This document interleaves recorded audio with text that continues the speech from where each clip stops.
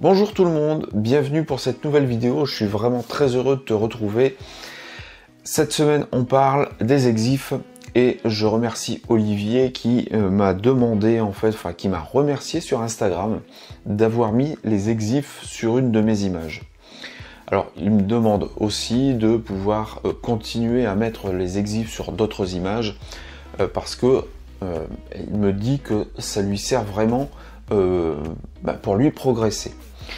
Donc c'est un super bon sujet que j'ai fait sur Instagram, sur mes emails que j'envoie à la communauté, et puis ici avec cette vidéo pour t'expliquer un petit peu ce que c'est que les exifs, et puis te montrer ce que j'en pense, et surtout que je pense que les exifs ne vont pas t'apporter de créativité et ne vont pas te servir à grand chose. Alors les exifs, qu'est-ce que c'est? Les exifs, on pourrait appeler ça aussi des métadonnées. C'est ce que tu as par exemple dans tes logiciels de post-traitement, alors notamment Lightroom, où tu as une partie, dans la partie bibliothèque, tu as une partie où tu as des métadonnées. Alors, les métadonnées, c'est vraiment quelque chose de très large. Ce qu'on appelle des exifs, c'est vraiment quelque chose de très large. C'est ce qui va te permettre de savoir avec quel appareil ou quel objectif tu as fait ton image. C'est l'horaire de ta photo. C'est la position GPS de l'endroit où tu as fait tes images. C'est par exemple le copyright. Si tu as rentré ton nom dans le boîtier pour qu'il y ait ton copyright sur chaque photo, eh bien c'est un exif aussi, c'est une métadonnée. Donc tu vois, il y a vraiment énormément de choses contenues en fait dans des exifs. Nous ici, ce qui nous intéresse pour cette vidéo, ce sont les exifs de l'exposition d'une image. Donc les exifs qui concernent l'exposition, ce sont bien sûr la vitesse, l'ouverture et les ISO. Alors, bien sûr, c'est le triangle d'exposition et ces trois paramètres vont t'apporter de la créativité. Tu vas pouvoir apporter du flou ou de la netteté sur tes images grâce à ton ouverture. Tu vas pouvoir apporter du mouvement à ton sujet, dans ton image, dans ton action, ou tu vas pouvoir figer le mouvement. Alors ça, c'est ta vitesse qui va te le permettre. Et les trois paramètres vont te permettre de faire rentrer ou de sortir de la lumière et donc de pouvoir exposer correctement tes images. Alors, pourquoi nous sommes beaucoup à vouloir avoir ces renseignements de réglage des exifs d'une image, et notamment les exifs des autres photographes sur leurs images? Alors, lorsque l'on débute, lorsqu'on n'arrive pas à obtenir en fait les images que l'on désire, je pense que ça peut être utile d'aller voir en fait les exifs des autres photographes. Alors pourquoi? Tout simplement parce que lorsque l'on débute, on peut être perdu et ne pas savoir exactement comment régler et où aller dans ces images. La deuxième chose, c'est que quand on débute, on a besoin de bases concrètes.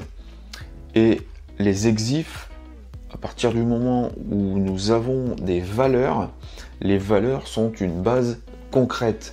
Et donc ça peut éventuellement être utile lorsque l'on débute pour avoir une petite idée de comment régler son appareil pour obtenir tel type de photo. Mais je pense aussi que si l'on veut connaître les exifs, c'est pour pouvoir les reproduire, et souvent on va les reproduire tels quels. Et je pense très sincèrement, parce que moi j'ai été aussi dans ce cas-là, c'est que en appliquant une méthode, on pense que l'on va avoir une formule toute faite et que nos images vont être parfaites. Puisque ce que l'on va voir chez l'autre photographe, c'est quelque chose que l'on aime, donc on va vouloir refaire la même chose. Donc pourquoi je te dis que les exifs ne vont pas te permettre d'être créatif et vont même nuire à ta créativité? Alors, il y a deux choses. Si tu regardes les exifs de tes images à toi, là, ça risque de vraiment t'apporter quelque chose, tout simplement parce que tu vas comprendre les problèmes que tu rencontres en fait dans tes images. Pourquoi mes images sont floues? Pourquoi je n'arrive pas à voir l'effet que je désire en fait dans mon image? Eh bien, les exifs vont peut-être t'apporter une partie de la solution. Et puis, bien sûr, bien tu vas, en essayant de regarder un petit peu ce que tu as réglé sur ton appareil, eh bien, au fur et à mesure, tu vas peut-être pouvoir améliorer ton exposition sur tes images. En tous les cas, l'exposition que tu as envie de faire sur tes images. Regarder les exifs chez les autres, eh bien, moi, je pense réellement que ça va nuire à ta productivité et à ta créativité. Alors, pour de simples raisons. Tout simplement parce que les conditions de prise de vue vont être complètement différentes. On ne va pas avoir les mêmes lieux de shoot, on ne va pas avoir les mêmes lumières, on ne va pas avoir le même matériel, et puis on ne va pas avoir les mêmes sujets. Et même si nous photographions une même espèce par exemple, eh bien chaque individu va renvoyer une lumière différente, surtout dans un lieu différent et avec des lumières différentes. Donc un paramètre d'image à un instant T sera complètement différent d'un autre paramètre qui sera pris à un autre endroit avec des conditions météo qui vont être complètement différentes, de lumières différentes et de sujets différents. L'autre chose aussi qui est à savoir, et ça on s'en rend pas forcément compte, c'est que la plupart du temps on photographie, on utilise en fait des fichiers que l'on appelle des fichiers RAW. Donc les fichiers RAW, je te rappelle que ce sont des fichiers natifs de l'appareil et c'est en quelque sorte un négatif numérique. Lorsque tu vas prendre ces fichiers, que tu vas les mettre sur ton ordinateur, eh bien ils vont paraître fades. Alors tout simplement parce que c'est en quelque sorte le négatif numérique. Et donc il va falloir que tu ailles post-traiter en fait tes images. Moi dans ce que je te propose sur mes images, hein, ce que tu peux voir en fait sur que ce soit sur YouTube ou sur Instagram, eh bien mes images que tu vois vont être en général différentes, voire très différentes de la photo que j'ai prise au départ, hein, de ce qui est sorti en fait de l'appareil. Pourquoi? Parce que je post-traite mes images, parce que je pense que c'est indispensable pour passer un cap dans tes images. Hein, alors certes, il y a bien sûr la prise de vue qui est importante, mais je pense qu'il y a le post-traitement qui est vraiment indispensable pour améliorer en fait ton image dans les lumières, dans les contrastes, dans les couleurs, mais aussi pour toi avoir un style photographique, pour toi te créer ton style photographique. Parce qu'au fur et à mesure en fait de tes traitements, eh bien tu vas t'apercevoir que il y a des choses qui vont se répéter dans tes traitements et donc tu vas te faire une patte photographique et donc te créer un style photographique. Donc les exifs de sortie d'appareil photo avec lesquels, les réglages avec lesquels j'ai pris l'image ne vont correspondre à rien puisque je vais te montrer une image. Alors c'est pas qu'ils ne correspondent à rien, mais ça va être un peu faussé puisque je vais venir mettre un peu plus de lumière, un peu plus de contraste. Je vais changer un petit peu les couleurs, je vais les accentuer. Et puis, étant donné que chaque photographe va exposer ses images différemment, eh bien tu as des photographes qui vont surexposer un petit peu leur image, ce qu'on appelle exposer à droite. Et puis tu en as qui vont exposer plus à gauche, un petit peu plus sous-exposé. Alors moi je fais un petit peu les deux, mais très souvent je suis souvent sous-exposé de au moins un il.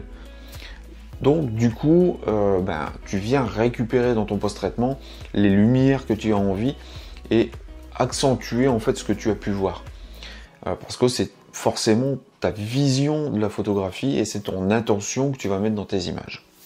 C'est pour cela que je pense, lorsque tu connais en fait ta technique, lorsque tu sais exposer tes images, eh bien les exifs ne vont plus forcément te servir à grand chose. Alors comment faire pour ne plus dépendre en fait de ces paramètres et ne plus aller voir ce que font les autres dans leurs exifs pour leurs images à eux? Eh bien je crois qu'avant tout, il va vraiment falloir que tu apprennes à exposer correctement une image. Donc c'est le triangle d'exposition et apprendre à exposer correctement une image, c'est avoir autant de détails en fait dans les parties les plus claires et du détail dans les parties les plus sombres. Essayez de ne pas avoir beaucoup de zones bouchées ou de zones cramées. Plus on a de détails et mieux ton image sera, et donc tu pourras après post-traiter bien sûr à ta guise, mais je pense que quand tu prends une image avec ton appareil photo, il faut vraiment que tu préserves en fait le détail partout dans ton image. Mais c'est surtout en fait de savoir exposer comme toi tu désires. C'est exposer ton image pour donner la vision que tu as de ta photographie, de ce que tu veux transmettre. Alors pour ça, bien sûr, c'est de la technique, enfin il faut apprendre les bases de l'exposition, mais il faut aussi que tu saches, que tu te poses des questions et que tu saches ce que tu veux vraiment donner en fait dans tes images, l'histoire que tu veux raconter, les émotions que tu veux mettre dans tes images. Si tu veux faire de la description par exemple, ça ne sera pas la même chose que si tu veux éveiller chez celui qui va regarder tes images une émotion particulière. Il va donc falloir que tu fasses des choix, et ces choix vont être créatifs dans la mesure où tu vas choisir soit une ouverture, soit une vitesse pour toi donner soit du mouvement dans ton image, soit figer le sujet, donc avoir plus de détails en fait dans l'image, soit apporter du flou ou plus de netteté, donc soit avoir par exemple un paysage bien net partout, ou bien alors si tu as un sujet, eh bien venir le mettre en valeur en apportant un peu de flou en arrière-plan. Et puis eh bien pour y arriver, il va vraiment falloir que tu travailles toujours, que tu fasses des photos. Il ne faut pas t'arrêter de faire des photos, même si tu n'en fais pas beaucoup, hein, si tu passes peu de temps tous les jours ou tous les 2 jours, eh bien il faut absolument que tu travailles, parce que c'est avec le travail que tu vas réussir à savoir exposer une image, et donc de ne plus dépendre en fait de ces exifs. Alors vraiment, regarde tes exifs à toi, parce que je pense que même quand tu vas évoluer, hein, même moi je regarde encore parfois mes exifs parce que j'ai encore des petits problèmes en fait dans certaines images. Je ne réussis pas toutes mes images, hein. Aucun photographe ne réussit toutes ses images, et donc ça va te servir vraiment. Tes exifs à toi vont te servir, mais s'il te plaît, arrête d'aller voir les exifs des autres photographes, parce que vraiment, si tu veux les reproduire, tu n'auras absolument pas la même chose sur tes images. Voilà, écoute, j'espère que ça t'aura apporté quelques éléments de réponse, que tu vas réussir à être plus créatif et ne plus t'occuper des exifs des autres photographes, en tous les cas les exifs des réglages de l'exposition, et que tu vas t'éclater dans tes images. Alors, si ce n'est pas encore fait, tu peux t'abonner à la chaîne, tu peux commenter et liker, ça sera très bien pour moi, pour mon référencement, et ça je t'en remercie beaucoup d'avance. Le premier lien en description, ce sont mes emails privés que j'envoie 2 fois par semaine, où je t'envoie en fait de l'inspiration, de la motivation, où je te donne quelques conseils et où je te raconte parfois aussi quelques petites histoires qui me sont arrivées et qui pourront te faire évoluer dans ton travail photographique.